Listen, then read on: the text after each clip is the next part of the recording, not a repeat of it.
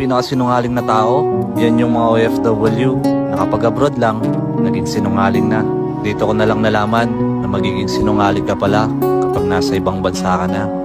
Dito ako natutong magtago sa aking pamilya na kahit hirap ka na, lagi ko pa rin sinasabi sa kanila, okay na okay ako dito, nasa mabuting kalagayan ako. Magsisinungaling ka na lang para hindi sila mag-alala. Minsan, babagsak ka na lang sa sobrang pagod, pero bawal magpahinga. Hindi ito katulad ng Pilipinas na kapag ayaw mo na, ay uuwi ka na. Kaya kailangan mo pa rin bumangon kahit na pagod ka na. Minsan, matatawa ka na lang, magtataka ka na lang kung paano mo kinakaya. Sa piling ng mga bulaklak at halaman, doon tayong nagsimula.